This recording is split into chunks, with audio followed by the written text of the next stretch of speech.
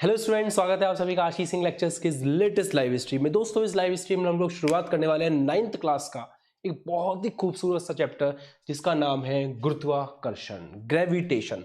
देखो, इसका जो सारा श्रेय जाता है ना, वो एक ही बंदे को जाता है और वो है सर आइजक न्यूटन।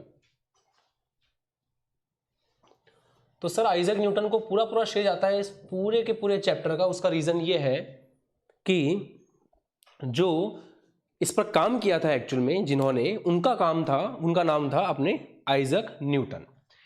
गुरुत्वाकर्षण की खोज कैसे हुई इसके बारे में आप लोगों ने पढ़ रखा होगा, कहीं ना कहीं किसी किताब में देखा होगा, कभी कहीं पढ़ा होगा कि भाई ऐसे ही न्यूटन बैठे हुए थे और सेब के पेड़ के नीचे बैठे थे और ऊपर से आपकी सेब गिरती है और उस सेब को देख करके उनको एकदम से ख्याल आता है कि यार ये सेब नीचे क्यों गिरी, ऊपर क्यों नहीं गई।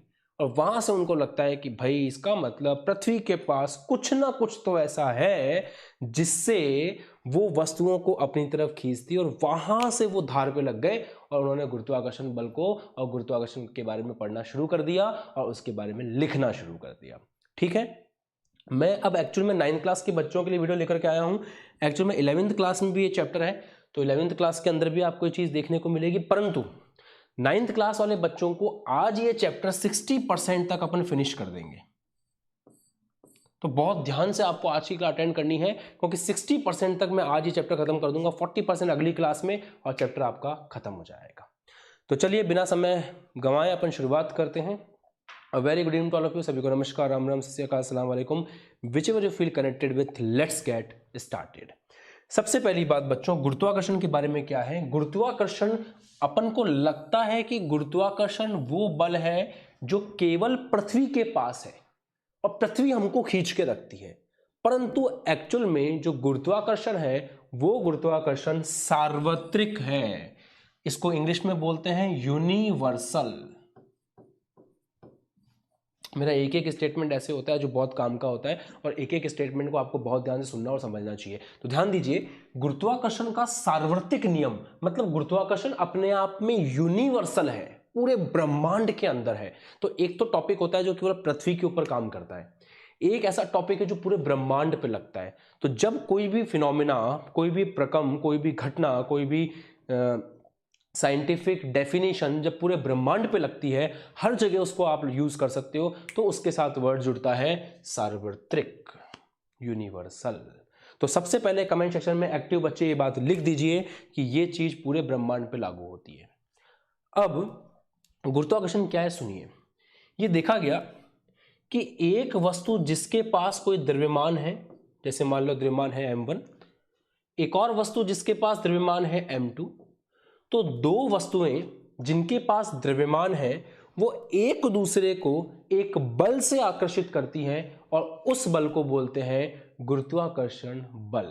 तो यहां जब भी बात आएगी ना प्यारे बच्चों, तो यहां पे ये बात हमेशा से याद रखनी है आपको कि गुरुत्वाकर्षण जो है वो गुरुत्वाकर्षण बल के बारे में एक बात बिल्कुल फिक्स है कि वो इस पूरे ब्रह्मांड पे लगता है और ब्रह्मांड में हर एक वस्तु, ब्रह्मांड में हर दूसरी वस्तु को एक बल से आकर्षित करती है और उस बल का नाम है गुरुत्वाकर्षण बल।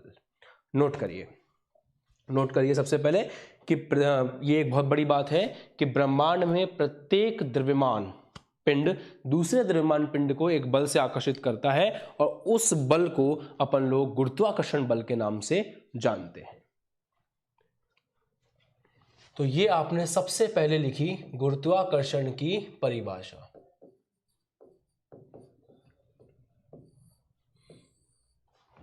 तो गुरुत्वाकर्षण की परिभाषा बहुत सिंपल मैंने आपको पता है, नोट कर सकते हो आप कमेंट सेक्शन में अभी के अभी कि ब्रह्मांड के अंदर, लिखो बेटा, ब्रह्मांड के अंदर प्रत्येक द्रव्यमान पिंड एक दूसरे द्रव्यमान पिंड को जिस बल से आकर्षित करता है उसे हम बोलते हैं गुरुत्वाकर्षण बल। अब बल ना एक भौतिक राशि है ना, नोट करो, बल क्या है, अपने आप में एक भौतिक राशि है और जितनी भी भौतिक राशियां होती है ना, उन सब भौतिक राशियों का मापन हो सकता है। है ना, उन सब भौतिक राशियों का मापन हो सकता है। तो अगर गुरुत्वाकर्षण बल भी अपने आप में एक भौतिक राशि है तो उसका भी मापन हो सकता है। उसका मापन किस प्रकार से होगा, इसके लिए गुरुत्वाकर्षण का सार्वत्रिक नियम दिया गया था। तो अब मैं आपको पॉइंट्स नोट करवा रहा हूं, तो आप एक एक पॉइंट को नोट करते चलें। सबसे पहली बात लिखें कि ब्रह्मांड में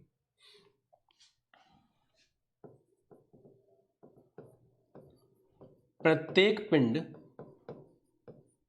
ब्रह्मांड में प्रत्येक, इसको देख लेना, ब्रह्मांड में प्रत्येक द्रव्यमान पिंड, साथ साथ नोट्स बनाते चलो, लिखते चलो कि ब्रह्मांड में प्रत्येक द्रव्यमान पिंड दूसरे द्रव्यमान पिंड को, दूसरे द्रव्यमान पिंड को एक बल से आकर्षित करता है, एक बल से आकर्षित करता है, एक बल से आकर्षित करता है, जिसे गुरुत्वाकर्षण बल कहा जाता है।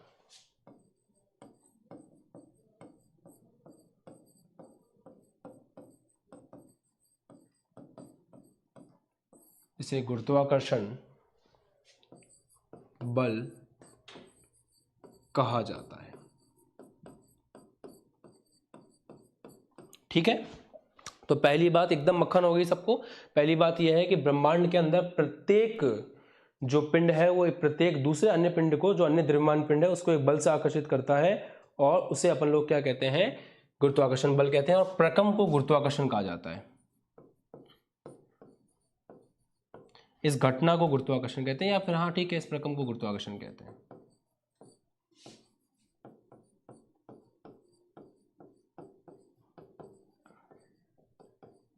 ग्रेविटेशन कहते हैं।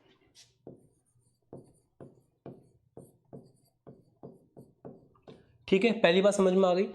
अब न्यूटन ने, ये गुरुत्वाकर्षण की परिभाषा हो गई। अब अपना सेकंड टारगेट है कि अपन ये पढ़ें कि न्यूटन ने गुरुत्वाकर्षण का सार्वत्रिक नियम कौन सा दिया था।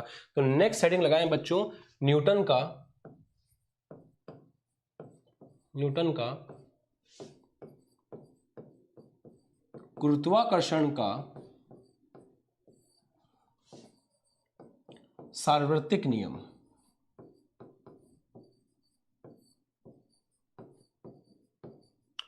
अब आप जरा इस बात को समझने की कोशिश करें कि ये जो नियम है ना, इस नियम को कहा जाता है सार्वत्रिक नियम। मतलब इसको बोलते हैं न्यूटन्स यूनिवर्सल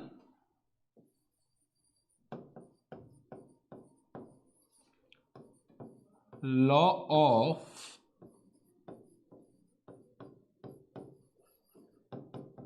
ग्रेविटेशन। तो अगर आप इसके ऊपर थोड़ा गौर करोगे तो इसको न्यूटन्स लॉ ऑफ ग्रेविटेशन क्यों बोलते हैं, उसके पीछे की एक कहानी है सिंपल सी। इसको न्यूटन्स लॉ ऑफ ग्रेविटेशन इसलिए कहा जाता है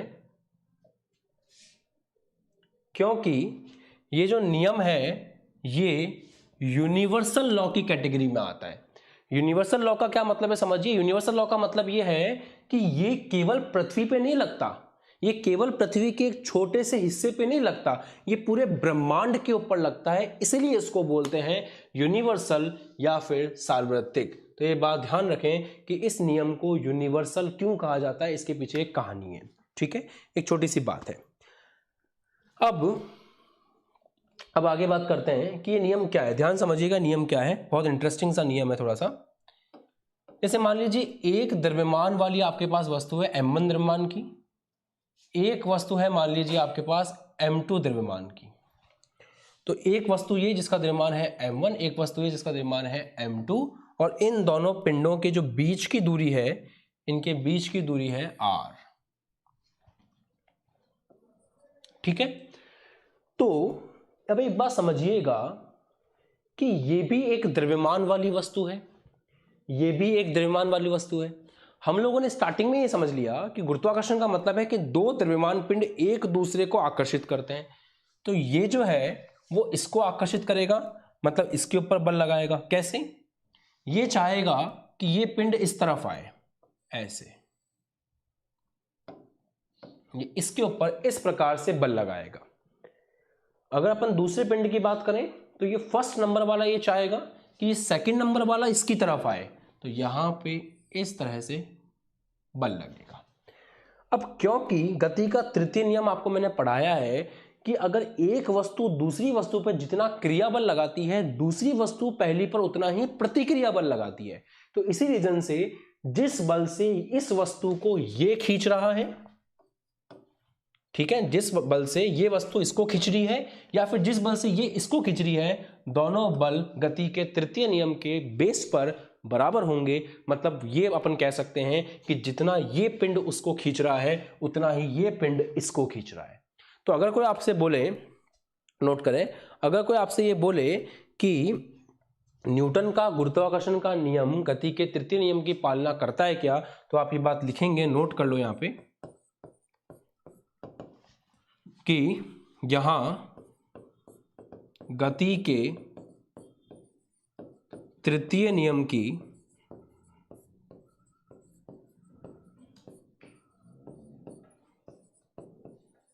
पालना होती है।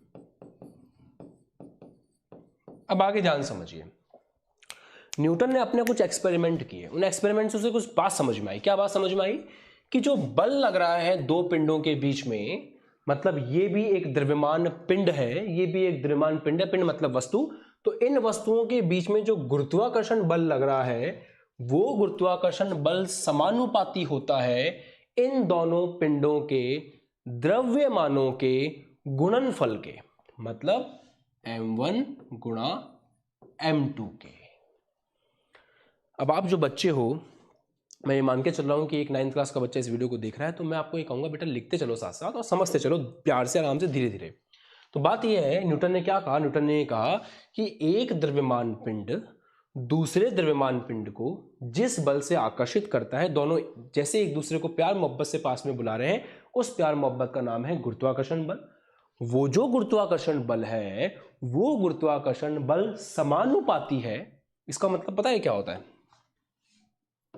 अगर कहीं ऐसे लिखा हुआ है ना A समानुपाती B, तो इसका मतलब होता है, इसको ऐसे पढ़ते हैं, ऐसे लिखा हो ना तो इसको ऐसे पढ़ते हैं A समानुपाती B। पता है आपको ये A समानुपाती B का मतलब क्या होता है? इसका मतलब है B को बढ़ाओगे तो A भी बढ़ेगा,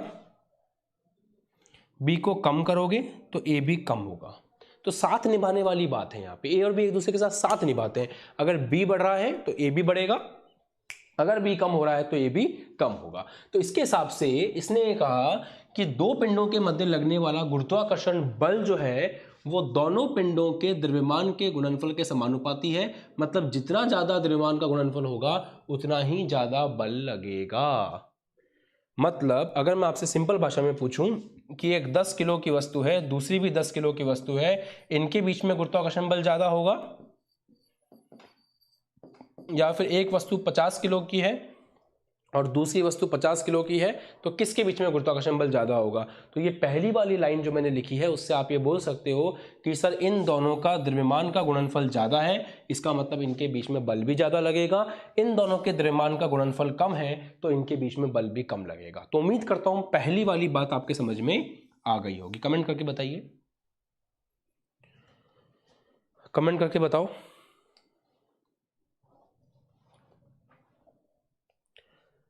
ठीक है, तो m1 और m2 क्या है? दो पिंड हैं जिनका द्रव्यमान m1 m2 है, उनके बीच में लगने वाला गुरुत्वाकर्षण बल जो है वो गुरुत्वाकर्षण बल उन पिंडों के द्रव्यमानों के गुणनफल के। लैंग्वेज को पकड़ो बच्चों, अभी आप 9th क्लास में हो, छोटे बच्चे हो, आपको धीरे धीरे जो है साइंस की भाषा को समझना है, उसको अपनाना है। तो साइंस की भाषा ऐसे बोलती है कि, लैंग्वेज सुनना ध्यान से, न्यूटन के गुरुत्वाकर्षण के सार्वत्रिक नियम के अनुसार, फोकस करो फोकस,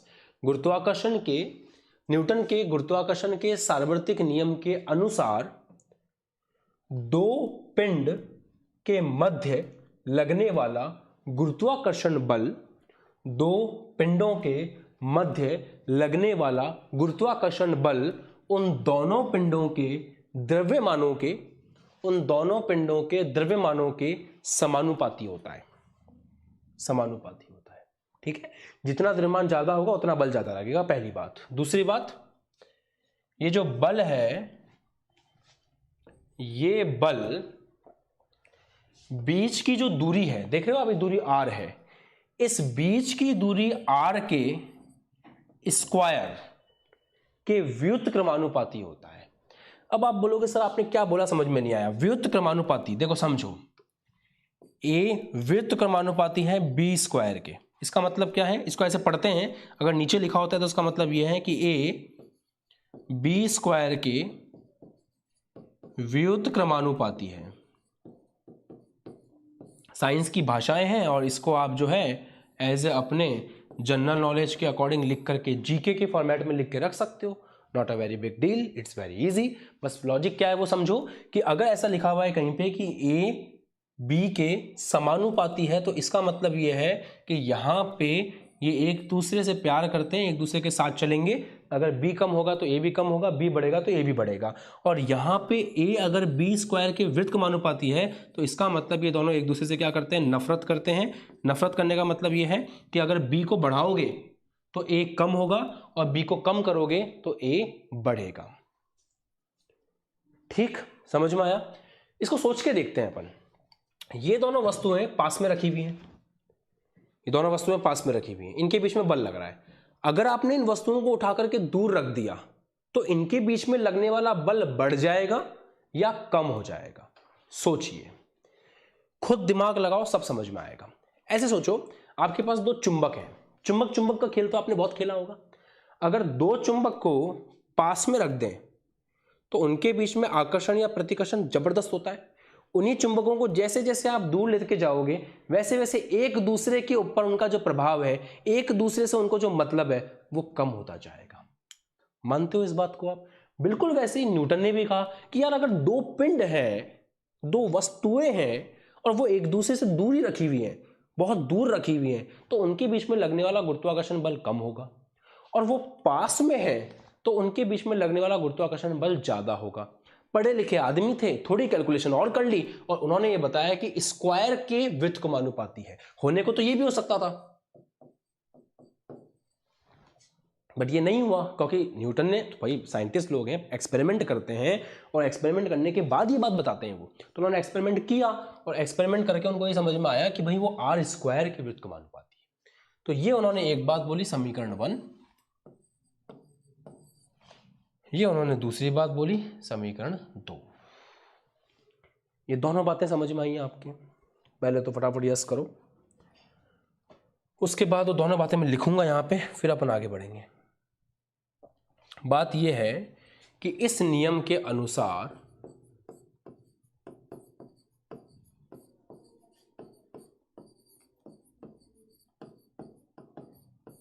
देखो, मैं ये उम्मीद करता हूँ कि ये वीडियो जो भी देख रहा है या तो एक कंपटीशन का बच्चा है या फिर 9th क्लास का बच्चा है। तो मैं ये मान के नहीं चल रहा हूँ कि आपको साइंस की बहुत ज़्यादा नॉलेज है, इसलिए मैं थोड़ा सा धीरे भी पढ़ा रहा हूँ और बार बार एक ही चीज़ को रिपीट भी कर रहा हूँ ताकि क्लास पूरी देखने के बाद में आपको सब कुछ समझ में आ जाए, कुछ भी कमी नहीं रहे। ठीक है, तो देखो लैंग्वेज में भी आपने क्या सीखा कि इस नियम के अनुसार दो पिंडों के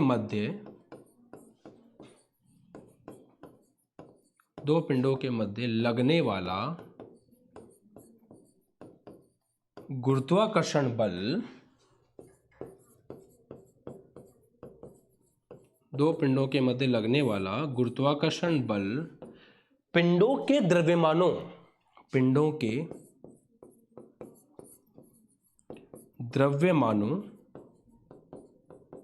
जो पिंडों के द्रव्यमान है ना, देखा आपने, एक पिंड का द्रव्यमान m1 है, एक का द्रव्यमान m2 है, तो पिंडों के द्रव्यमानों के गुणनफल के समानुपाती होता है। पिंडों के द्रव्यमानों के गुणनफल के समानुपाती होता है।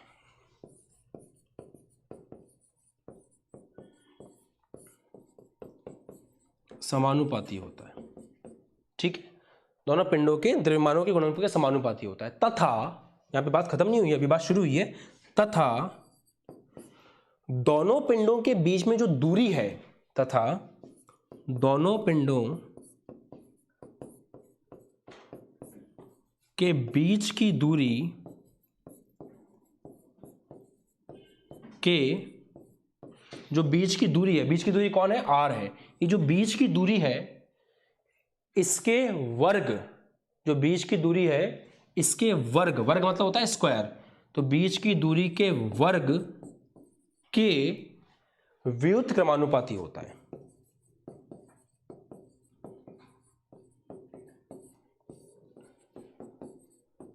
व्युत्क्रमानुपाती होता है। तो देखो बात ये है ना, इंपॉर्टेंट बात ये है ना कि जो बच्चा क्लास के अंदर अभी देख रहा है वीडियो को, उस बच्चे को ये पता होना चाहिए कि एग्जाम में लिखना कैसे। इसलिए मैं ये मान के चल रहा हूँ कि जो क्लास अभी देख रहा है बच्चा, वो साथ साथ नोट करता हुआ चल रहा है और एक एक चीज को पकड़ता हुआ चल रहा है। तो पॉइंट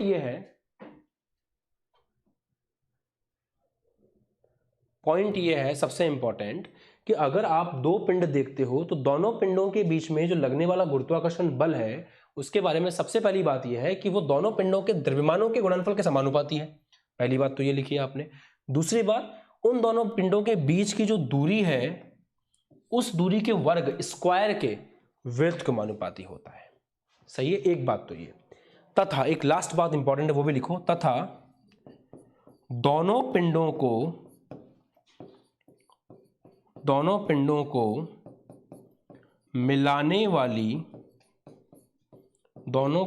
मिलाने वाली रेखा के अनुदिश कार्यरत होता है। अनुदिश कार्यरत होता है। अब आप बोलोगे सर इस बात का क्या मतलब है, तो समझिए, इन दोनों पिंडों को मिलाने वाली रेखा कौन सी है? इन दोनों पिंडों को मिलाने वाली रेखा कौन सी है? इन दोनों पिंडों को मिलाने वाली रेखा ये है। तो जो आपका गुरुत्वाकर्षण बल लग रहा है वो इन दोनों पिंडों को मिलाने वाली रेखा पर लग रहा है। अभी भी समझ में नहीं आया सर, एक बार वापस समझाओ। तो ध्यान से देखो, ये एक पिंड है, ये एक पिंड है, ये पिंड 1 या ये पिंड 2, ये पिंड 1। तो ये पिंड इस पिंड को ऐसे आकर्षित नहीं करता है कि भाई सामने तुम खड़े हो, तुम ऐसे उचक के आओ फिर हम तुमको आकर्षित करेंगे, ऐसे आकर्षित नहीं करता है। आकर्षण बल कैसे लगता है, गुरुत्वाकर्षण बल कैसे लगता है? इन पिंडों को मिलाने वाली जो रेखा है उस मिलाने वाली रेखा के ऊपर ऐसे ये इसको खींचता है और ये इसको ये ऐसे खींचता है। तो जो बल लगता है वो बल इस प्रकार से लगता है कि दोनों एक दूसरे को मिलाने वाली रेखा के अनुदेश आकर्षण करते हैं, गुरुत्वाकर्षण करते हैं। बात समझ में आ रही है सबको? जो भी बच्चे क्लास में एक्टिव हैं, देख रहे हैं चीजों को, सबको मजा आ रहा है? बढ़िया, ये कहानी हो गई यहां तक, ठीक है। अब ये समीकरण 1 समीकरण 2 आपके सामने, इन दोनों समीकरणों को मिलाएंगे अपन। तो समीकरण 1 क्या है, नाम दे दिया था वैसे मैंने, और दे देता हूं इसको, समीकरण 1 है समीकरण 2। अब इन दोनों को मिला दें तो मिलाने से एक बात समझ में आती है कि F समानुपाती है, m1 m2 ऊपर है और r स्क्वायर नीचे है। तो दोनों को अगर मिला दें तो m1 m2 जो है आपका, m1 m2 ऊपर है और जो आपका r स्क्वायर है वो नीचे रह जाएगा। बताइए, अब एक नियम है और भी बहुत बड़ा, जब भी ये समानुपातिकता का चिन्ह हटता है, इसको समानुपाती का चिन्ह बोलते हैं। आज के बाद याद कर लेना ये बात, मैं जो बातें बोल रहा हूं वो याद रखना, हमेशा हमेशा ये चीज काम में आती है। जब ये चिन्ह हटता है, साइंस की बात है, जब ये चिन्ह हटता है तब एक नियतांक आता है।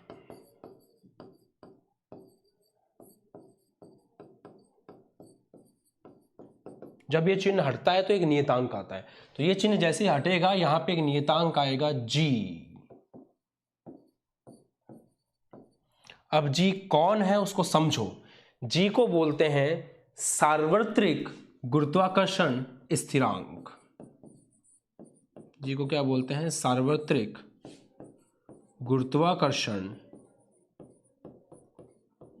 स्थिरांक।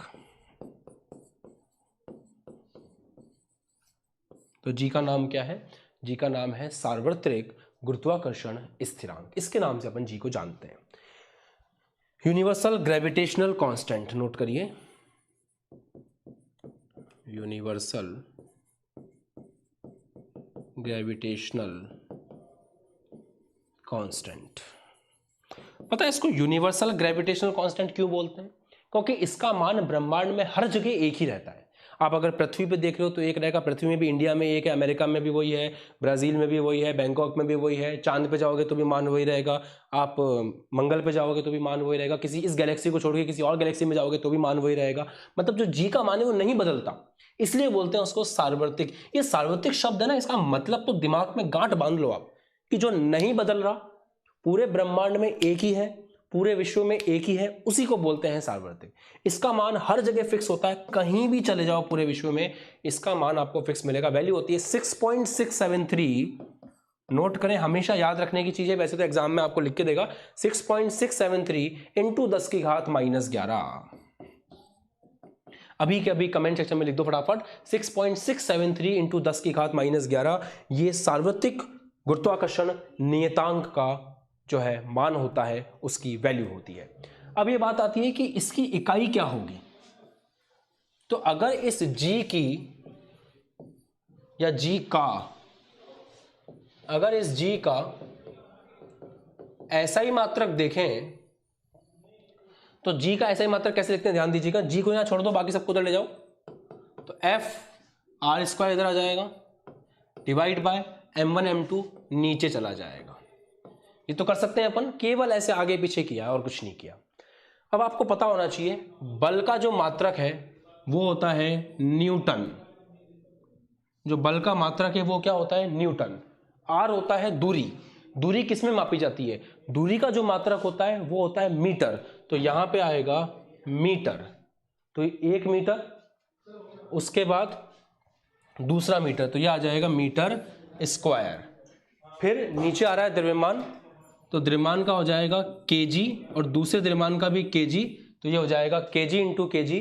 तो यहां से जो मात्रक निकल करके आएगा वो होगा न्यूटन मीटर स्क्वायर, और केजी का ध्यान देना, इसको अपन ऐसे लिख सकते हैं, नीचे आ जाएगा केजी का स्क्वायर और न्यूटन मीटर स्क्वायर। जब ये केजी को ऊपर लेके जाओगे तो ये 2 का हो जाएगा -2। बताओ यहां तक बात समझ में आ गई। तो सार्वत्रिक गुरुत्वाकर्षण नियतांक को, सार्वत्रिक गुरुत्वाकर्षण स्थिरांक को क्यों सार्वत्रिक बोलते हैं, उसके पीछे कारण है कि ये बदलता नहीं है। पहली बात, इसका मान जो है वो फिक्स होता है, उसको याद रखना है हमेशा, 6.673 इंटू 10 की घात -11। दूसरी बात, यहां से अगर अपन जी के फॉर्मूले को बनाएं तो फॉर्मूला कैसे बनता है, F into R square upon m1 plus m2। और यहां से अगर उसका ऐसा ही मात्रक लिखें तो आप देख सकते हो एफ का ऐसा ही मात्रक न्यूटन आ जाएगा, आर का मीटर आ जाएगा, तो मीटर स्क्वायर, नीचे केजी है तो केजी स्क्वायर, ऊपर जाके हो जाएगा केजी -2। ठीक है, कोई डाउट किसी को यहां तक समझ में आ गया? ठीक है, ठीक है, ठीक है। और ये बात आपकी बुक में भी लिखी होगी, आप ढंग से पढ़ लीजिएगा उसको, कि सार्वत्रिक वर्ड का मतलब ये होता है जो हर जगह लगता है, उसी को अपन सार्वत्रिक बोलते हैं एक्चुअल में। ठीक है,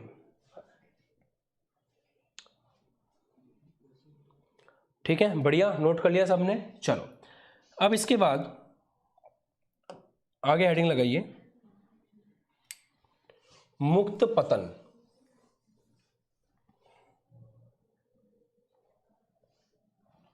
आपकी नगली हेडिंग है मुक्त पतन।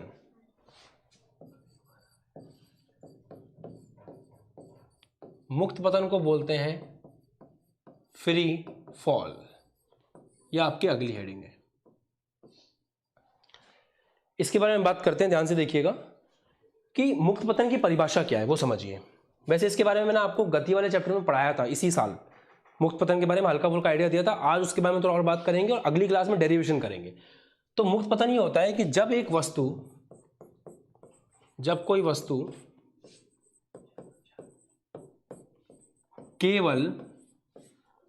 वस्तु केवल पृथ्वी के गुरुत्वाकर्षण बल के अधीन,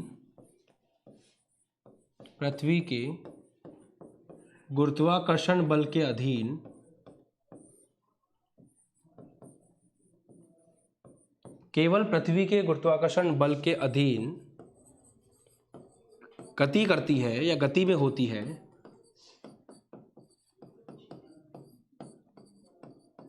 तो उसे मुक्त पतन में कहा जाता है।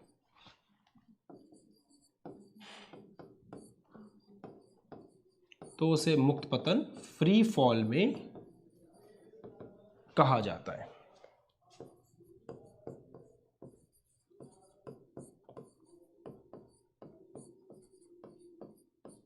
ठीक बात है।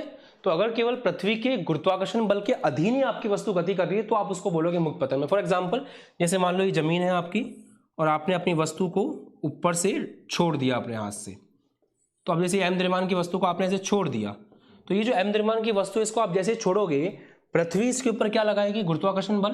पृथ्वी इसको नीचे की तरफ खींचेगी, तो जब आपके हाथ से वस्तु छूट जाएगी उसके बाद केवल वस्तु के ऊपर पृथ्वी का गुरुत्वाकर्षण बल लग रहा होगा, तो आपकी वस्तु केवल और केवल पृथ्वी के गुरुत्वाकर्षण बल के अधीन गति में होगी और उसको हम कहेंगे कि वो मुक्त पतन में है, अपने आप आ रही है, फ्री फॉल हो रहा है उसका। ठीक है। और वैसे अपन एक वस्तु को जब ऊपर फेंक देते हैं ना, जैसे मान लो आपने किसी वस्तु को ऐसे ऊपर फेंक दिया, हाथ से छोड़ दिया आपने इस वस्तु को ऊपर, तो भी ऊपर जब वो जा रही होती है तो उसके ऊपर पृथ्वी का गुरुत्वाकर्षण बल काम कर रहा होता है, वहां पे भी आप इस चीज को रिलेट कर सकते हो। वैसे वस्तु को छोड़ दें और एकदम नीचे आ रही होती है केवल और केवल पृथ्वी के गुरुत्वाकर्षण बल के अधीन, तो वहां से टर्म जोड़ी हुई है आपकी फ्री फॉल अर्थात मुक्त पतन। ठीक है। सेकंड पॉइंट सुनिएगा, मुक्त पतन में ध्यान देना, इसको लेकर दिमाग में चलना। मुक्त पतन में पृथ्वी के गुरुत्वाकर्षण बल के कारण, पृथ्वी के गुरुत्वाकर्षण बल के कारण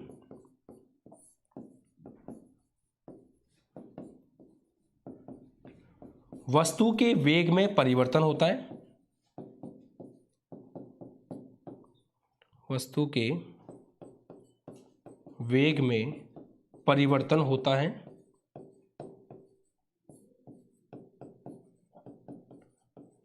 अब आपको सोचिए, अगर आपने किसी वस्तु को छोड़ा है तो वो नीचे आ रही है, आपने जब छोड़ा था उसको, जब ड्रॉप किया था, जैसे इस मार्कर को मैं अपने हाथ से ड्रॉप करता हूं, तो ड्रॉप करते समय उसका जो वेग है वो शून्य होता है।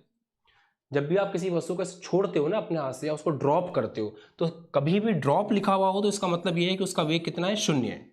परंतु जैसे जैसे वो नीचे आते जाएगी वैसे वैसे पृथ्वी के गुरुत्वाकर्षण बल के कारण उसका वेग बढ़ता जाएगा। ठीक बात है। तो पृथ्वी के गुरुत्वाकर्षण बल के कारण उसका वेग बढ़ रहा है। वेग का बढ़ना मतलब वेग का बदलना, मतलब उसके अंदर त्वरण आना। तो मोटी मोटी बात यह है कि गुरुत्वाकर्षण बल के कारण वस्तु के वेग में परिवर्तन होता है तथा उसमें त्वरण उत्पन्न होता है, तथा उसमें त्वरण उत्पन्न होता है।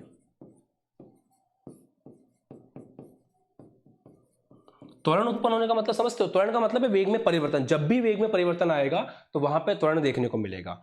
पृथ्वी के गुरुत्वाकर्षण बल के अधीन अगर गति हो रही है उसको बोलते हैं मुक्त पतन। मुक्त पतन में जो त्वरण उत्पन्न हो रहा है उसे कहते हैं गुरुत्वीय त्वरण। इस त्वरण को गुरुत्वीय त्वरण के नाम से जाना जाता है। इस त्वरण को गुरुत्वीय त्वरण कहते हैं। मतलब जब भी वस्तु केवल और केवल पृथ्वी के गुरुत्वाकर्षण बल के अधीन गति करती है तो उसके ऊपर जो त्वरण आता है उसके अंदर जो उसका वेग बदलता है, नीचे आ रही है तो वेग बढ़ रहा होगा, ऊपर जाएगी तो वेग कम होगा। तो जो भी उसके वेग में परिवर्तन होता है, उससे जो भी त्वरण उत्पन्न होता है उसको कहा जाता है गुरुत्वीय त्वरण, और उसको अपन छोटे वाले जी से प्रदर्शित करते हैं। तो यहां पे आप लिख सकते हो कि इसे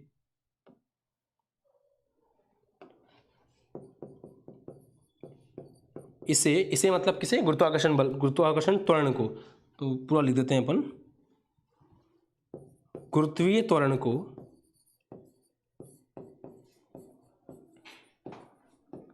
जी से प्रदर्शित किया जाता है, जी से प्रदर्शित किया जाता है। और इस जी का मान कितना होता है वो अपन को अगली क्लास में सीखना है कि इसका मान अपन किस प्रकार से निकाल सकते हैं। तो ये कहानी यहां तक थी। वैसे चैप्टर बहुत ज़्यादा छोटा है, 9th क्लास के हिसाब से 2 या 3 क्लासों में खत्म हो जाता है। चाहूँ तो 1 क्लास में भी कर सकता हूँ, बट इतना जल्दी नहीं करना चाहिए। तो अपन ने आज ये जाना कि गुरुत्वाकर्षण का सार्वत्रिक नियम क्या है। आज जो पढ़ा उस पूरे को रिवाइज करते हैं, फिर उसके बाद में अपन चीज़ों को वाइंड अप करते हैं। सबसे पहले आपने आज ये सीखा कि गुरुत्वाकर्षण के साथ में हमेशा एक शब्द चलता है, और गुरुत्वाकर्षण के साथ में जो शब्द है उसका नाम है सार्वत्रिक, क्योंकि गुरुत्वाकर्षण एक सार्वत्रिक रकम है। हर जगह ब्रह्मांड में हर जगह एक पिंड दूसरे पिंड को आकर्षित करता है और उस बल का नाम है गुरुत्वाकर्षण बल। दूसरी बात कि आप ये बात समझो कि गुरुत्वाकर्षण बल का मान कितना होगा, ये गुरुत्वाकर्षण के सार्वत्रिक नियम से निकल के आता है। गुरुत्वाकर्षण का सार्वत्रिक नियम क्या बोलता है, अगर दो द्रव्यमान है आपके पास m1 और m2, तो वो जिस बल से अब एक दूसरे को आकर्षित करते हैं, वो जो बल है वो दोनों द्रव्यमानों के गुणनफल के समानुपाती होता है और उनके बीच की दूरी के वर्ग के व्युत्क्रमानुपाती होता है तथा उनको मिलाने वाली रेखा के अनुदेश कार्यरत रहता है। समझ गए, ये अपन ने देखा। फिर अपन ने बात की कि भाई इसमें जो नियतांक आता है वो जी आता है, जो एक सार्वत्रिक नियतांक है, और ये सार्वत्रिक नियतांक इसलिए है क्योंकि इसका मान किसी भी चीज पर डिपेंड नहीं करता, वो फिक्स रहता है हमेशा, वैल्यू आपको याद रखनी है। इसकी यूनिट निकालना भी अपन ने सीखा। उसके बाद ये बात आई कि फ्री फॉल क्या होता है, मुक्त पतन क्या होता है। जब भी कोई वस्तु केवल पृथ्वी के गुरुत्वाकर्षण बल के अधीन गति करती है तो उसे अपन कहते हैं कि वो मुक्त पतन में है। ठीक है, ये बात सबको समझ में आ गई एकदम मक्खन बढ़िया से। और मुक्त पतन में याद रखना कि पृथ्वी के गुरुत्वाकर्षण बल के कारण वस्तु का जो वेग है वो बदलेगा, उसमें त्वरण आएगा, उस त्वरण का नाम होगा गुरुत्वीय त्वरण। तो ठीक है, आज की क्लास यहीं पे खत्म करते हैं। अगली क्लास में अपन बात करेंगे कि इस जी का जो मान है वो अपन कैसे निकाल सकते हैं। और जिन बच्चों ने अभी तक वीडियो को लाइक नहीं किया कर दीजिएगा, सब्सक्राइब शेयर भी कर लीजिए। नीचे एप्लीकेशन का लिंक अगर आप चाहते हैं तो आपके पास नीचे नंबर है, उसमें मैसेज कीजिए, एप्लीकेशन का लिंक आएगा, यहाँ पे आपको दिख रहा होगा। स्टार देने हैं आपको किसी भी हालत में, क्योंकि जैसे ही आप एप्लीकेशन इंस्टॉल करते हैं आपको रिव्यू करना है ताकि आपका प्यार हम तक पहुंचे। और वहाँ पे आपको 9th क्लास का कोर्स मिल जाएगा जिसके अंदर आपको इसकी PDF और नोट्स अवेलेबल हो जाएंगे। तो मिलते हैं अगली क्लास में। So guys, thanks for watching. Please subscribe the channel and press the bell icon for the notifications. Share करना है और सबको बताना है कि क्लास चल रही है। और अभी लगभग 1 महीने में, मतलब ये मान के चलिए इस मंथ के एंड तक अपन फिजिक्स केमिस्ट्री कवर कर लेंगे आराम से। बाय बाय, जय हिंद।